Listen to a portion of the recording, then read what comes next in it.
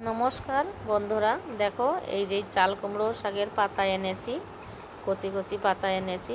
এই পাতা দিয়ে আর লোটে মাছ দিয়ে আমি এটা একটা বড়া বানাবো। এই লোটে মাছটাকে আমি কেটে পরিষ্কার করে নিয়েছি, মাঝখান দিয়ে চিড়ে নেব।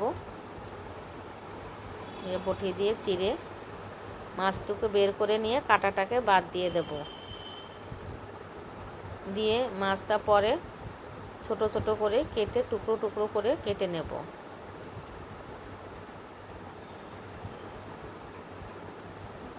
এক হাত দিয়ে কাটতে অসুবিধা হয়, এক হাত দিয়ে আমি ক্যামেরা করছিলাম। এই যে আমার মাছটাকে আমি ছাড়িয়ে নিয়েছি, এইভাবে পুরো মাছটাকে আমি কেটে নেব। নিয়ে এই যে মাছটাকে বের করে নিয়েছি পুরো সলিড মাছটুকে। এবার পেঁয়াজ কোচানো, লঙ্কা কোচানো আর রসুন কোচানো এটা দিয়ে আমি ভালো করে কুমড়ো শাকের পাতাও ঝিরিঝিরি করে কুচিয়ে নেব। নিয়ে আমি তাই দিয়ে মাখবো। দিয়ে দিলাম চালের গুঁড়ি। চালের গুঁড়িটা দিয়ে দিলে মচমচে হবে, খেতে কিন্তু খুব দারুণ লাগবে। বেসন দিয়ে দিলাম। এবার পরিমাণ মতন হলুদ দিয়ে দিলাম, ছোটো 1 চামচ দিয়ে দিলাম। নুন দিয়ে দেব পরিমাণ মতন। এই কোচানো পেঁয়াজ, লঙ্কা, রসুন দিয়ে দিলাম। দিয়ে এই যে চাল কুমড়োর পাতা ঝিরিঝিরি করে কেটে ভালো করে জল চিপড়িয়ে শুকিয়ে নিয়ে মতো নিয়েছি। নিয়ে এবার এটা ভালো করে চটকি আমি এটাকে মাখবো। মেখে এটাকে গরম গরম ভাতের সঙ্গে পরিবেশন করতে কিন্তু দারুণ লাগে। আর একটা লঙ্কা ভাজা নিয়ে খেতে বসলে কিন্তু অসাধারণ হবে। আমি গ্যাস জ্বালে দিচ্ছি। কড়াইটা গরম হলে আমি তেল দিয়ে দেবো, সর্ষের তেল।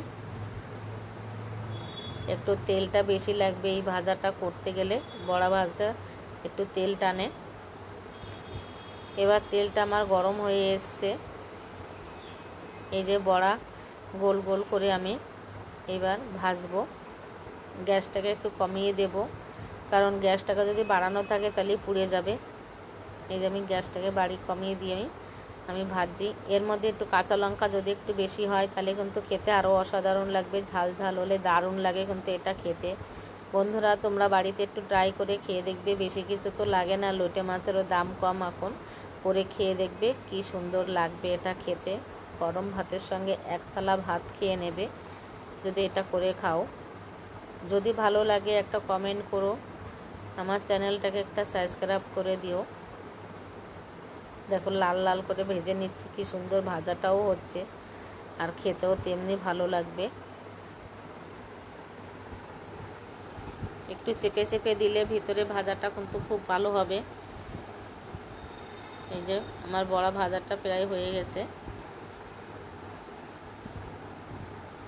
এবার আমি এই বাটির মধ্যে বড়াটাকে তুলে নেব।